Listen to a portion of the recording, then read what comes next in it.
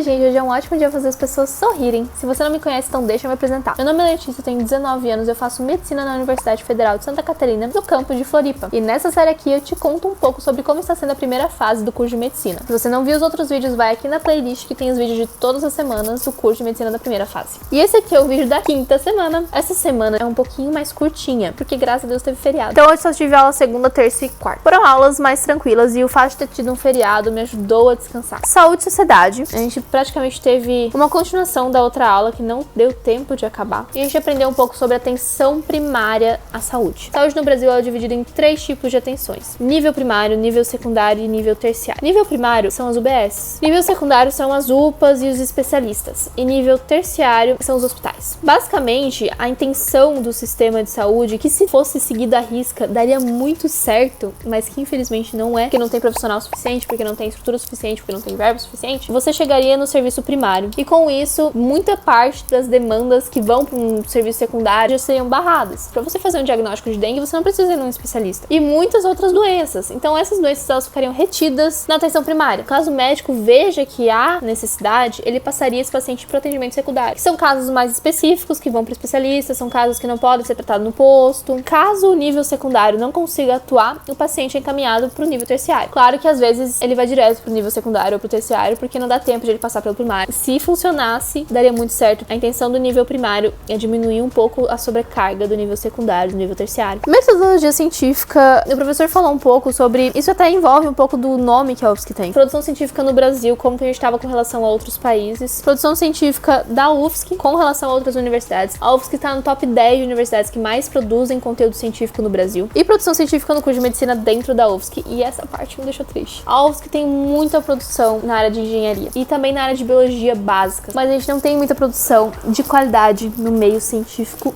médico, o que é muito triste. Não, que a falta de um tripé não faz, né? Olha a bagunça ali atrás. Nós tivemos continuação de embriologia, então a gente saiu do período pré-embrionário e fomos para o período embrionário. O período embrionário é um pouquinho antes de chegar ao período fetal. Eu gostei dessa aula, quando o embrião começa a ficar com um aspecto mais humano mesmo. Foi uma aula bem maçante, foi uma aula bem puxada, bem pesada, mas eu até gostei dessa aula. Depois nós tivemos histologia. A dinâmica das aulas mudou um pouquinho. A gente foi pro CCB. A gente dividiu a turma em duas. A gente tem aula prática e teórica junto. A primeira aula foi só prática, porque a gente já tinha tido aula teórica no CCS. Mas a segunda aula foi uma aula teórica e prática junto. A professora coloca os slides ali na frente da sala e cada um fica com um microscópio. E na medida que a professora vai explicando, ela vai falando pra gente o que a gente tem que observar no microscópio, as lâminas que a gente tem que pegar, o que a gente tem que procurar. Ali a dinâmica é diferente porque a gente não monta as lâminas. As lâminas elas já vêm prontas, porque é outro tipo de lâmina. É uma lâmina que a gente chama de lâmina permanente. A lâmina permanente você monta uma vez e segue a vida com ela. A gente viu lâmina de bexiga, lâmina de artéria, lâminas de língua. Tem hora que tu não consegue identificar o que a professora tá pedindo. Na verdade, na maioria das lâminas eu não consegui identificar. Porque é muito difícil. Porque quando você tá vendo uma lâmina, não tem setinha indicando o que é as coisas. Você que tem que procurar. E tinha gente que tava com lâmina melhor, tinha gente que tava com lâmina pior. Cada microscópio tem uma caixa de lâmina. Então é uma aula bem difícil, mas é uma aula legal. E a parte boa daquele laboratório é que quando não tá tendo aula, a gente pode ir a hora que a gente quiser pra ir lá estudar as lâminas. Depois, na quarta, tivemos narrativas comparadas de medicina indígena, mesma dinâmica das outras aulas. Ética foi uma discussão bioética. Isso aqui foi interessante. O professor dividiu a turma em 4 grupos e deu 2 casos clínicos pra gente discutir. Então, cada caso clínico foi pra 2 grupos. A gente fazia uma discussão em grupo e depois a gente falava nossa conclusão pra turma inteira e o professor dava o aval se estava certo, se estava errado. Não é assim uma discussão pra gente tentar mudar o código de ética, é uma discussão pra gente tentar chegar na conduta ética adequada. O primeiro caso clínico era um idoso de 80 e poucos anos e foi descoberto um câncer terminal. E a filha soube antes dele e pediu para não ser contado para o pai. A resposta desse caso clínico é: você tem que contar pro seu paciente.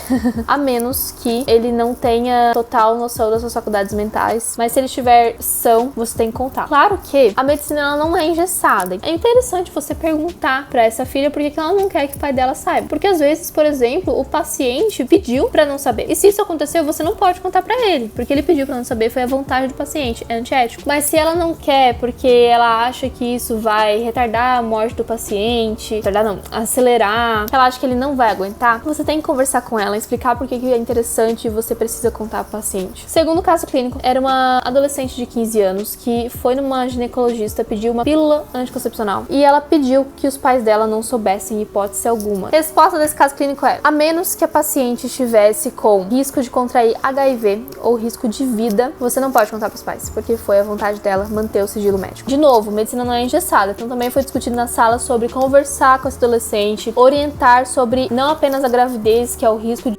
sem proteção, mas também a contração de DST. Mas basicamente essa é a resposta. Eu gostei muito dessa aula, foi uma aula muito legal. E depois a gente teve Biocel na quarta-feira. De novo, vimos matriz extracelular, que é aula punk. Saiu totalmente da vibe ensino médio. Eu tinha muito essa noção quando eu tava no ensino médio, que é uma noção errada, e que talvez a forma como é ensinado pra gente faça a gente ter essa noção errada. Porque é muito comum a gente fazer aquela divisão bem simplória de que um conjunto de organelas forma uma célula, um conjunto de células forma um tecido, um conjunto de tecido forma um órgão. Essa divisão faz a gente ter a noção errada de que as células estão todas bem juntinhas e aquela junção de todas as células forma um tecido. Não é bem assim que acontece. Alguns tecidos das células estão realmente bem juntinhas, mas na maioria dos tecidos tem conteúdo ao redor das células, conteúdo orgânico e inorgânico, que não são células. Às vezes é, por exemplo, água e sais minerais que ficam dispersos, às vezes é proteínas, às vezes é carboidrato. Então as células ficam dispersas nesse meio. O tecido não deixa de ser sólido por causa disso. Nós temos apenas um tecido que não é sólido no corpo humano, que é o sangue. De resto, todos eles são sólidos, mas tem esses componentes fora da célula que não formam uma célula. E foi sobre isso que foi a aula. Depois, na parte prática, a gente observou o joelho e pescoço de rato. Eram lâminas permanentes. Foi a única aula de Biocel que a gente pegou lâminas permanentes, porque a maioria das lâminas a gente que monta. Foi muito legal também. Foi difícil, assim como histologia, mas por conta da coração, gente, é tão bonito. É uma cor bem viva, principalmente do joelho de rato. E a gente tinha que identificar as diferentes matrizes extracelular olhando aquelas lâminas. E foi essa minha semana, gente. Foi uma semana bem curtinha. Mas é isso, gente. Espero que vocês tenham gostado desse vídeo. Se você gostou, não se esqueça de me seguir, compartilhar esse vídeo com seus amigos, curtir, comentar aqui embaixo. Eu prometo que eu vou responder todas as dúvidas de vocês. Dá uma olhada nas playlists, porque tem os vídeos antigos. E me seguir no Instagram, porque no Instagram eu coloco as caixinhas de perguntas pra vocês responderem. Não teve nesse vídeo, porque eu me esqueci. Beijo, gente. Até mais!